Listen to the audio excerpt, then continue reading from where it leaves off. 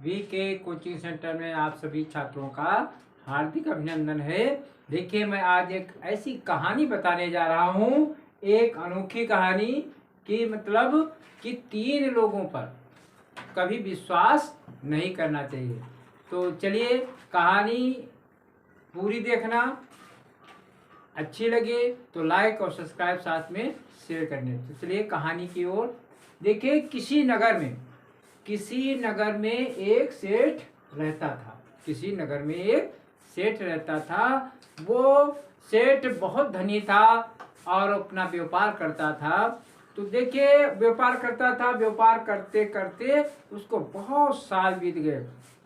से एक उसके सेठ के यहाँ एक बट वृक्ष का पेड़ था और उस बट वृक्ष के पेड़ पर एक चिड़िया रहा करती थी। एक दिन सेठ जब विदेश से आया तो चिड़िया कहने लगी कि सेठ जी, अपनी पत्नी को अकेला नहीं छोड़ना चाहिए।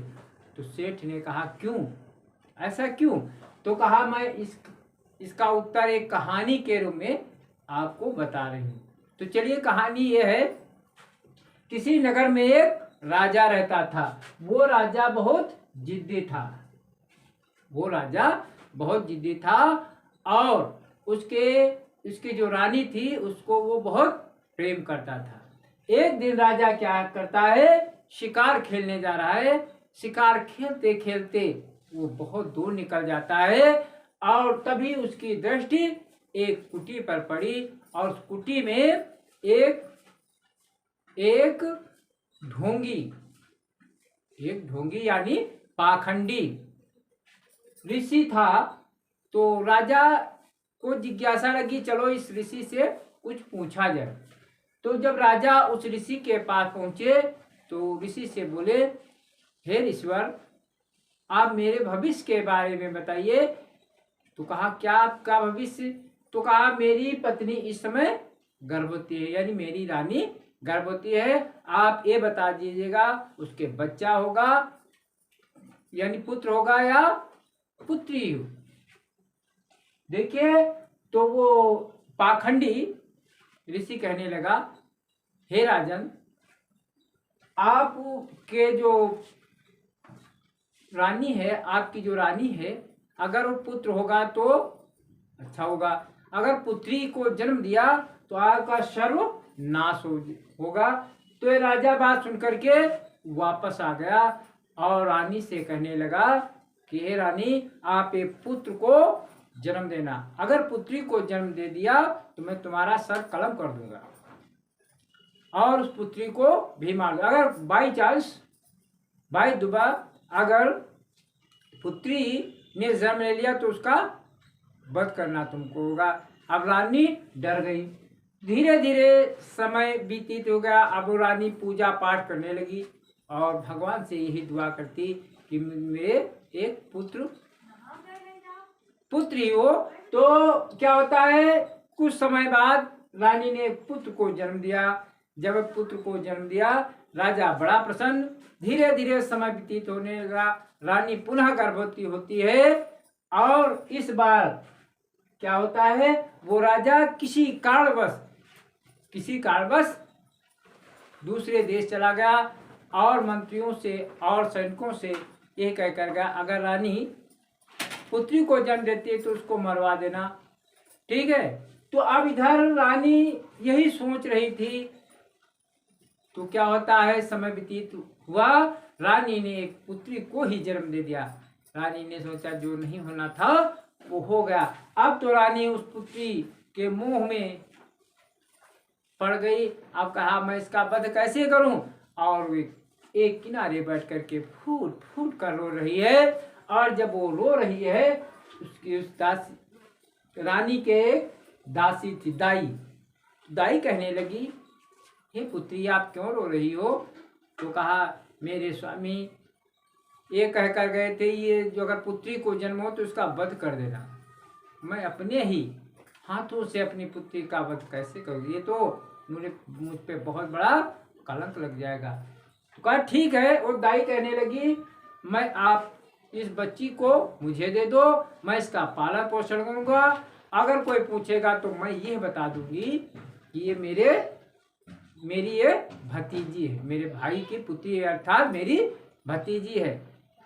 तो रानी के दिल में कुछ ठंडक पड़ गई और उस पुत्री को उस दाई को दे दिया। अब जब दाई को दे देती है तो और दाई क्या करती है, यही साल पूरे नगर में आवाज फैला दिया कि मेरी ये भांजी है। ठीक है, तो इस प्रकार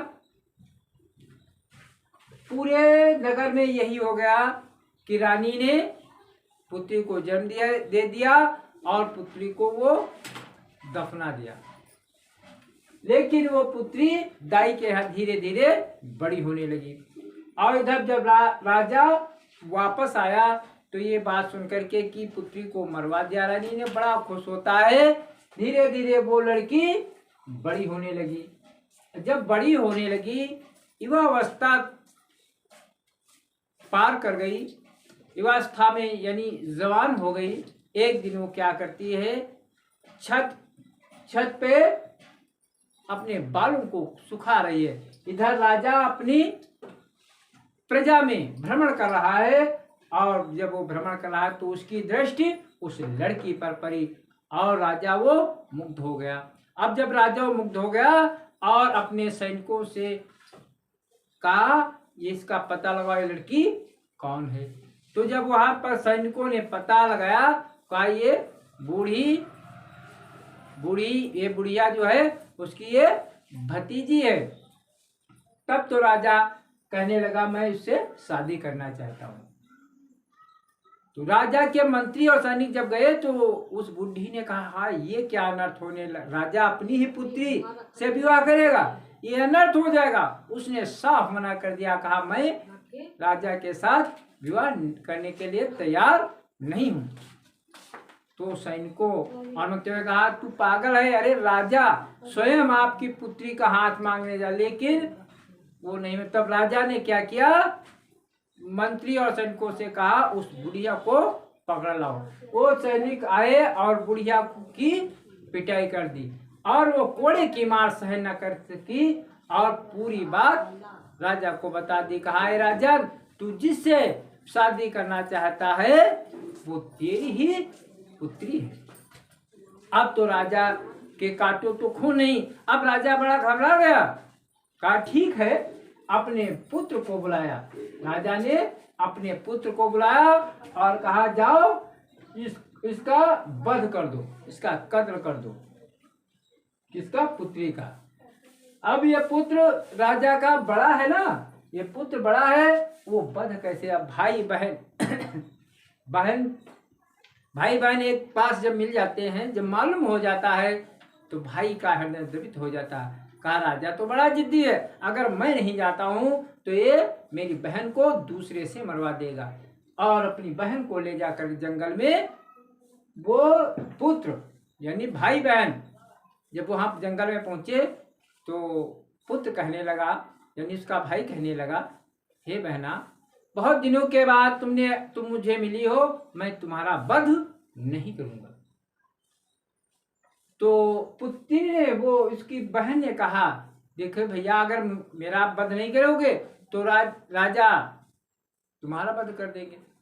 कहा मैं कोई ना कोई बहाना जरूर ढूंढ लूंगा, लेकिन मैं तुम्हें जंगल में छोड़ देता हूँ, फिर तुम्हारी किस्मत जाने।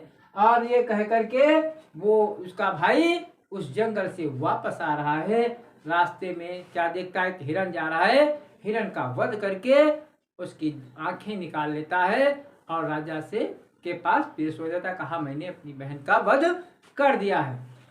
अब राजा खुश है, लेकिन इधर वो जो पुत्री है आज जंगल में भटक रही है और जंगल में भटक रही है, फल फूल खा करके वो जीवन बिता रही है। धीरे धीरे क्या होता है, समय व्यतीत होता चला जा रहा है। उस लड़की के बदन पर कपड़े भी फट गए और अंत में एक दिन ऐसा आ गया वो नग्न अवस्था में हो गई। इधर क्या होता है, किसी नगर में के राजा वीर सिंह, ये इन राजा का नाम वीर सिंह है, वो शिकार खेलने जा रहे हैं और शिकार खेलते खेलते उसी जंगल में पहुंच जाते हैं। और जहां पर वो पुत्री ने देखा कोई व्यक्ति आ रहा है, वो झाड़ियों में छिप जाते हैं और उसी वृक्ष के नीचे वीर सिंह बैठ जाते हैं। तो क्या देखते हैं, उनकी दृष्टि उस झाड़ी पर पड़ी तो देखा कोई तो होगा। तो उसने कहा जो भी कोई हो सामने आओ, मैं तुम्हें कोई भी हानि नहीं पहुंचाऊंगा। आज वो लड़की निर्वस्त्र है, वो कहने लगी मेरे बदन पर तो कपड़े नहीं, मैं कैसे आपके सामने उपस्थित हूँ।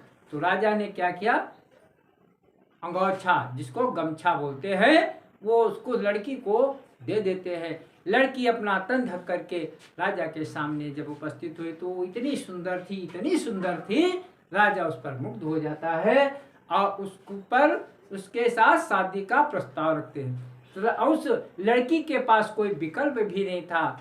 उसने सोचा मैं पति पा जाऊंगी, घर पा जाऊंगी, और उसने इनकार नहीं किया। राजा वीर सिंह उसके शादी कर लेता है और अपने महल में आ गया और उससे कुछ भी नहीं पूछते, राजा तुम कौन हो, कहाँ की हो, ये कुछ भी नहीं। धीरे धीरे समय व्यतीत होता चला जा रहा है। और फिर क्या होता है, जब राजा उसके साथ विवाह कर लिया और कुछ समय के बाद वो गर्भवती हुई, उनके एक बच्चे का जन्म हुआ। तो राजा को लालसा जगी कि मैं रानी से पूछूं आपका कहाँ घर है, कहाँ मकान है, कौन सा कुल है, कौन सा गोत्र है, लेकिन ऐसा रानी ने बात काट दी। फिर क्या होता है, कुछ समय के बाद रानी ने पुनः दूसरे बच्चे का जन्म दिया। राजा इस बार भी पूछा तो रानी ने सारी कथा बता दी। ठीक है, जब बता दी तो राजा वीर सिंह कहने लगे मैं तुम्हारे पिता से तुमके मिलवाने चलूंगा, लेकिन वो साफ मना कर दिया। लेकिन राजा के बड़ा आग्रह करने पर रानी तैयार हो जाती है। अब राजा वीर सिंह अपने मंत्रियों को लेकर के और सेनापतियों को लेकर के साथ में उस राजा के पास पहुंचे। राजा कौन है वो, राजा भान प्रताप है। उनके यहाँ पर पहुंचे, क्योंकि इसलिए पहुंचे कि मैं पूछूंगा क्यों आपने ऐसा किया, ये सोच करके वहां पर जा रहे हैं। लेकिन क्या होता है, अनावश्यक कार्य पर आवश्यक कार्य पड़ जाने के कारण राजा ने मंत्री और सेनापति से कहा आप रानी को ले चलिए, मैं वहीं पर दरबार में राजा से मिलूंगा। अब इधर क्या होता है, मंत्री और सेनापति और रानी राजा के दरबार में जा रहे हैं। लेकिन क्या होता है, धीरे धीरे जब रास्ते में अर्धरात आधा रास्ता हुआ तो संध्या हो गई। तो मंत्री और उसके जो सैनिक थे रास्ते में ही डेरा डाल दिया। जब वो डेरा डाल दिए मंत्री ने तो और रानी और मंत्री तो जो डेरा डाल दिया, तो मंत्री ने डेरा डाला और रानी का डेरा पड़ा। ठीक है, तो मंत्री ने रानी के डेरे के पास ही डेरा डाल दिया। तो रानी ने मना किया, तो कहा अरे राजा साहब मुझे ये कहकर गए कि तुम अपनी मेरी रानी की देखभाल करना, इसलिए उसने रानी के बराबर डेरा लगा दिया। अंत में क्या होता है, धीरे धीरे आधी रात बीत जाती है। तो क्या होता है, मंत्री रानी के डेरे में घुस जाता है। क्योंकि रानी इतनी सुंदर थी, उसके मन में पाप आ जाता है। तो रानी ने देखा तो उसको फटकारा, कहा तुमको शर्म नहीं आती है। तो कहा, मंत्री ने कहा नहीं, मैं तुमको अर्धांगिनी बनाना चाहता हूँ। रानी ने फटकार लगाई, लेकिन क्या होता है, मंत्री धीरे धीरे उसके पास चला जाता है, उस पे पाप सवार हो जाता है। रानी ने क्या किया, जब कोई भी रास्ता नहीं देगा तो अपना जो बड़ा लड़का है मंत्री के सामने पेश कर देती है। मंत्री ने क्या किया, उसका सर कलम कर दिया। जब सर काम कर दिया, अब रानी सोचती अब मैं क्या करूं। बड़े नर्म स्वभाव से कहना ठीक है आप थोड़ी देर रुक जाइए, उसके बाद जो भी करना हो कर लेना।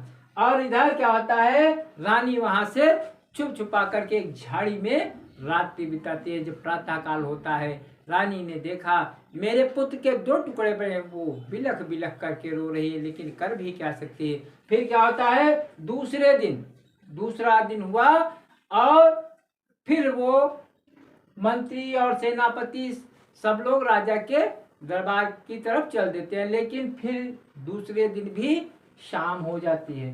तो जब शाम हो जाती है तो इस दिन क्या होता है, सेनापति ने डेरा डाला कहाँ, रानी का जहाँ डेरा पड़ा था उसी डेरा के सामने सेनापति ने भी अपना डेरा डाल लिया।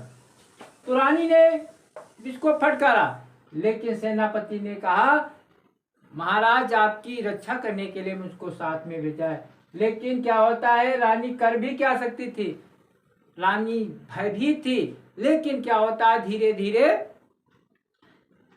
रात्रि का दूसरा पहर आ जाता है, सेनापति इसके डेरे में घुस आता है। रानी ने ये समस्या देखी तो क्या किया, कहा सेनापति को फटकारा, कहा आपको शर्म नहीं लगती। लेकिन उसके पर भी पाप सवार था, वो रानी की तरफ और बढ़ा। रानी ने अपने छोटे बेटे को सेनापति के सामने कर दिया, कसम खाने लगी। लेकिन सेनापति क्रूर था, उसने भी उस छोटे बच्चे का कत्ल कर दिया।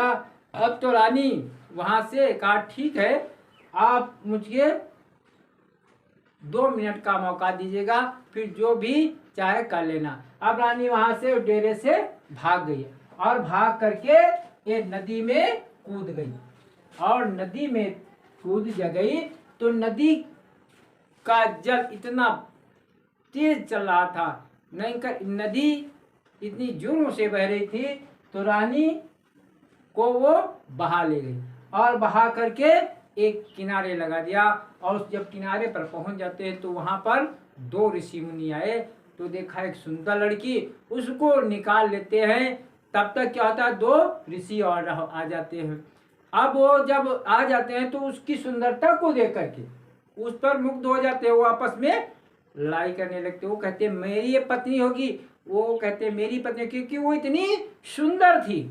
अब तो क्या होता है, उन ऋषियों ने ये किया चलो हम गुरु के पास चलते हैं, गुरु जी इसका फैसला करेंगे, जिसके निर्णय में ये बता होगी उसके साथ हम शादी कर लेंगे। अब क्या होता है, जब ऋषि मुनि, वो चारों ऋषि मुनि गुरु के पास है, तो उसका गुरु बहुत सही था, कहा देखिए तुम लोग इसको अपनी बहन मान लो, ठीक है, कोई भी शादी नहीं करेगा। अब तो और उसी ऋषियों मुनियों के यहाँ झोपड़ी में अर्थात आश्रम में वो रहने लगी, जोगियों का भेष बना करके रहने लगी। अब इधर क्या होता है, जब जोगियों का भेष बना कर रहती थे जो ऋषि मुनि है, इधर उधर भिक्षा मांग करके अपना पेट चलाते थे और राजा के दरबार में जाते थे। और राजा वो कौन थे, उस लड़की के पिता थे। अब वो सोचने लगी मैं तो अपने पिता की राज में आ गई, तो उस वहां पर जो ऋषि मुनि थे वहां पर किस्सा सुनाने जाते थे। क्या किस्सा, किस्सा मीन्स कहानी। तो आप देखिए वहां पर ऋषि मुनि जब वहां पर पहुंचे तो आज ऋषि मुनि के साथ वो लड़की भी है, जोगियों का भेष बनाए हुए, और वो प्रतिदिन किस्सा सुनाती और नया नया उपहार लेकर आती। तो अब गुरु और वो ऋषि मुनि बड़े प्रसन्न थे, अब उनको बाहर भिक्षा मांगने नहीं जानी पड़ती थी। एक दिन क्या होता है, वहां उनके पिता के दरबार में मंत्री भी था, ठीक है, मंत्री भी था, सेनापति भी था, और उस वीर सिंह भी थे, ठीक है। और उसी समय किस्सा सुनाने रानी अर्थात राजकुमारी वहां पर पहुंच जाती है, किसके साथ, ऋषि मुनियों के साथ।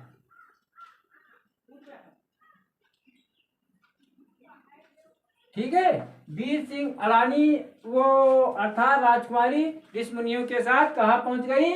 राजा के दरबार में। और राजा कौन है? उसके पिता। क्या करने? किस्सा सुनाने के लिए। अब वो किस्सा सुना रही है तो देखिए, आज तो उसने सोचा आज तो मंत्री भी है, सेनापति भी है, मेरा भी पति है। तो उसने कहा, हे महाराज, मैं आपको कहानी सुनाने जा रही हूँ, लेकिन मेरी शर्त क्या है? तो राजा ने क्या कहा, क्या शर्त है? कहा, मेरी शर्त यह है, मेरा जो किस्सा होगा उसमें कोई बीच से उठेगा नहीं, जब तक पूरी कहानी ना हो कोई भी नहीं जा सकता। अगर जाना हो, जिसको कोई भी कार्य करना हो, अभी कर ले। तो कहा ठीक है। आज राजा बैठा हुआ है, अर्थात उसका पिता बैठा है, उसका पति बैठा है, सारे लोग बैठे हैं, और वो जोगी बनी हुई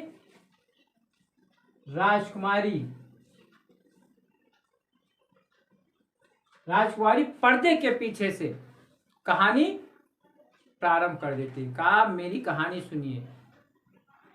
तो राजा ने कहा, चल चालू करो, शुरू करो कहानी। तो कहा, देखिए, किसी नगर में, शुरू किया, किसी नगर में एक राजा रहते थे, और वो राजा बड़े जिद्दी थे। तो किसी पाखंडी ऋषि ने उनको ये कह दिया कि अगर कोई भी पुत्री का जन्म होता है तो उसका सर्वनाश हो जाएगा, तो इसलिए पुत्री को जन्म लेते ही इसको मरवा दे। तो राजा ने सोचा ये तो मेरी ही कहानी है, तो उसने एक मोतियों की माला फेंक दिया, कहा किस्सा पूरा होना चाहिए। आज वो राजकुमारी फिर कहने लगी। वो राजा इतना जिद्दी था, जो भी बात करता था वो करके दिखाता था।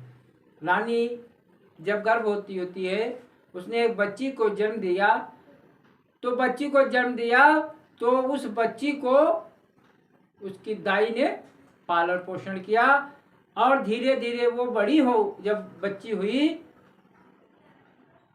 तो एक दिन राजा वहां से गुजर रहा था, तो उसकी दृष्टि उस पर पड़ गई, तो उसके शादी करने के लिए तैयार हो जाता है। लेकिन क्या होता है, उस बुढ़िया जो थी, उसने पाला था लड़की को, उसने मना कर दिया और बताया ये तुम्हारी पुत्री है।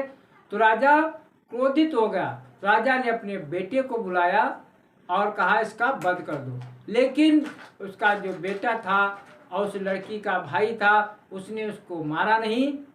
जब मारा नहीं और जंगल में छोड़ दिया, तो राजा के आंखों में आंसू आ गए। कहा ये तो मेरी ही पूरी कहानी है। फिर कहा किस्सा भाई पूरा होना चाहिए।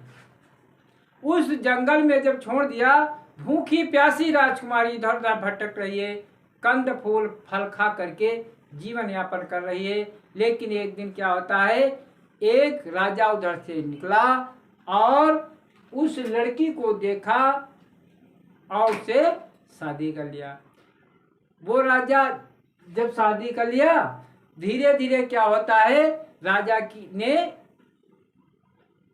उस पर पूरा विश्वास कर लिया और समय व्यतीत होता गया। रानी ने पुत्र को जन्म दिया, फिर पुनः पुत्र को जन्म दिया। राजा के 2 पुत्र हुए। ठीक है, वो जब ये बात सुना, वीर सिंह, ये तो कहा ये मेरी कहानी, उसने भी मोतियों की माला दे दी और कहा किस्सा पूरा होना चाहिए। क्या कहा?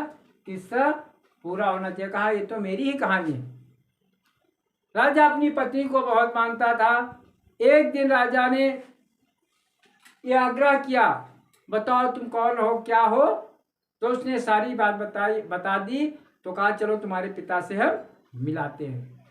अब जब वो चल देते हैं, कुछ आवश्यक कार्य पर जाने के कारण राजा अपने मंत्रियों और पतियों के साथ रानी को भेज देते हैं। लेकिन क्या होता है, रास्ते में शाम हो जाती है।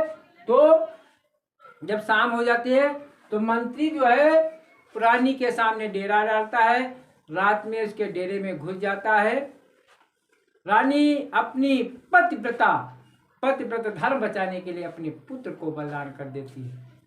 जब पुत्र को बलिदान कर देती है तो राजा कहा ये तो मेरी ही कहानी है। जब पुत्र को बलिदान कर देती है, फिर दूसरे दिन डेरा लगा तो सेनापति रानी के डेरे में घुस जाता है। अब तो मंत्री और सेनापति वहां से उठने को तैयार, तो राजा ने डांट लगाई, कहा बट उसको बैठाते हैं।